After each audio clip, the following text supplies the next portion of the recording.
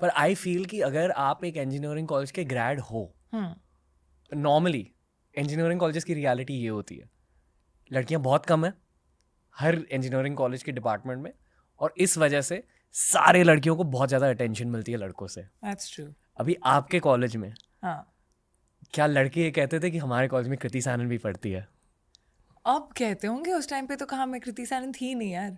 हाँ, I think 3rd या 4th year में आके मैं एड्स करना शुरू हो गई थी, तो उससे भी मुझे थोड़ी और अटेंशन मिलती थी. लंबी हूँ इसलिए और अटेंशन मिलती थी, क्योंकि दिख जाती थी मैं कहीं से भी. तो रैगिंग के लिए मिस होना नामुमकिन था. आप रैग हुए हो? Basic, not something that I would remember like that.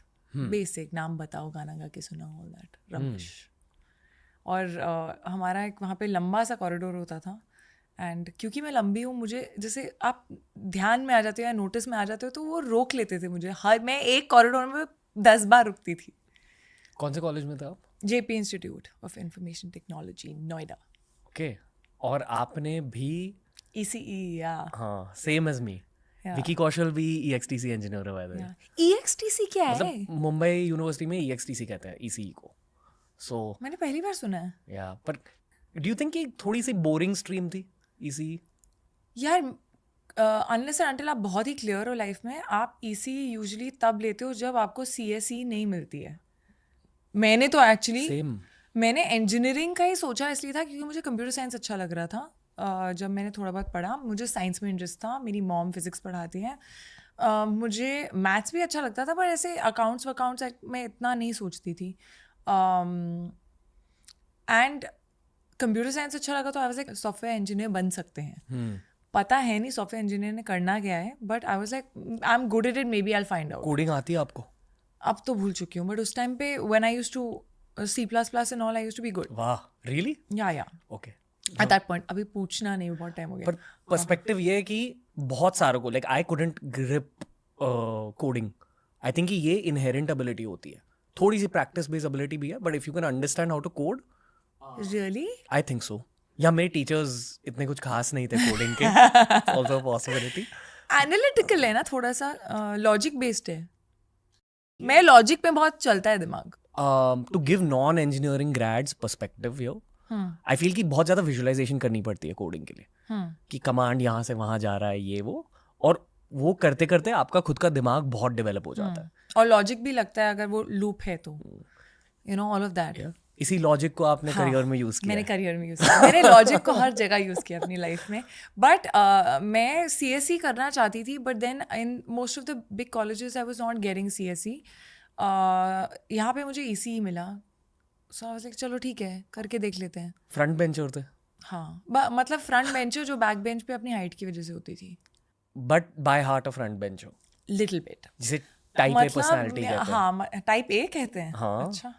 That's the other, जो जब मैंने आपके सारे पॉडकास्ट देखा, was like such a type A personality. So what is type A? मैं भी टाइप ए हूँ वैसे, बट मैं थोड़ा back bench oriented type A हूँ. Type A is like go getter, हर चीज़ में बेस्ट करना है, टॉप तक पहुँचना है, give your 100% all the time. ये ब्लेसिंग भी होती है, कर्स भी होती है for some people. I agree. Curse है आपके लिए? या कर्स होता ही है, क्योंकि कभी कभी ना आप बहुत ज़्यादा स्ट्रेस ले लेते हो हर छोटी चीज़ के बारे में. परफेक्शनिज्म. मतलब perfectionism, it's not very nice at times. You should learn to के चिल, जैसे रिलैक्स. इतना इम्पोर्टेंट नहीं है, हर चीज़ डू और डाई नहीं है लाइफ में. मतलब मैं ऐसी थी कि मैं एग्जाम्स में, आई थिंक मैं इंजीनियरिंग के एंड में जाके थोड़ी सी चिल हुई होंगी कि चलो ठीक है, ये वाला कोर्स मैंने ये वाला चैप्टर ख़त्म नहीं किया तो चलेगा, यू नो. वो मेरे लिए पहले नहीं चलता था.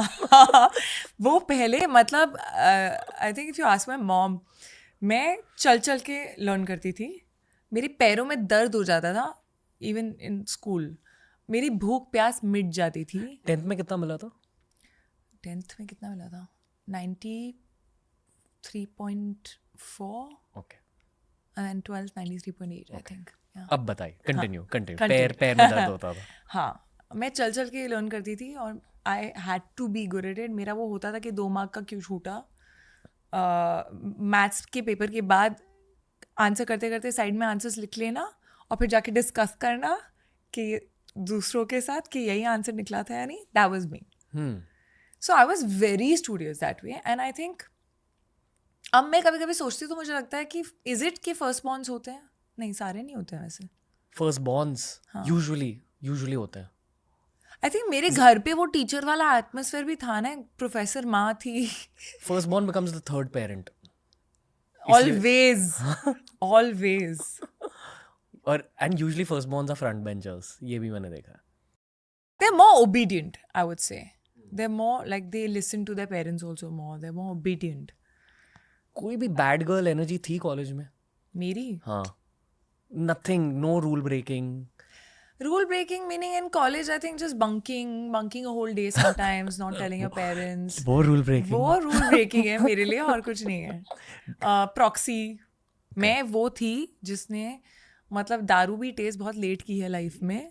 मैं वो थी जो अपनी फ्रेंड्स को के बाल पकड़ती थी जब वो उल्टियाँ कर रहे होते थे. Okay. So yeah, I was. वो फ्रेंड्स क्या कर रहे हैं अब लाइफ में, उल्टी वाले? सब अलग अलग जगह है यार, ऐसा कुछ नहीं है. हाँ, अब उल्टी नहीं कर रहे हैं, वो करते भी होंगे शायद कभी कभी, पता नहीं. Are you in touch with them? So I'm close to, like, genuinely really close to two of my college friends, Ayushi and Kriti. वो दो हैं जो मैं दिल्ली जाऊँ अगर तो 3 दिन के लिए 2 दिन के लिए भी जाती हूँ तो मैं कोशिश करती हूँ कि मैं मिल लूँ.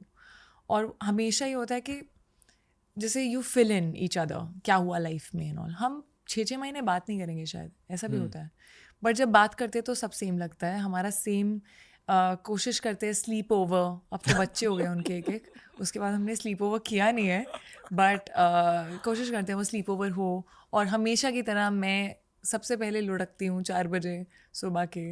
I enjoy the fact that वो लोग नहीं बदले हैं, मैं भी नहीं बदली हूँ, उनके साथ तो बिल्कुल नहीं बदली हूँ. और आई थिंक मुझे अच्छा लगता है जब if someone treats me the same as what they used to treat me earlier. आपका मजाक उड़ाते हैं? हाँ, मस्ती करते हैं. आई फील कि यहाँ ना, और मैं हमेशा जाके उनको अपनी जो भी अगली फिल्म आने वाली है या कर रही हूँ, मैं उसकी पूरी कहानी सुना देती हूँ. और वो इसलिए भी सुना देती हूँ क्योंकि वो भूल जाते हैं जब तक आ रही है. तो वो एक्साइटेड हो जाते हैं पर फिर वो पूरी भूल जाते हैं जब तक रिलीज हो रही है film. So then it's okay.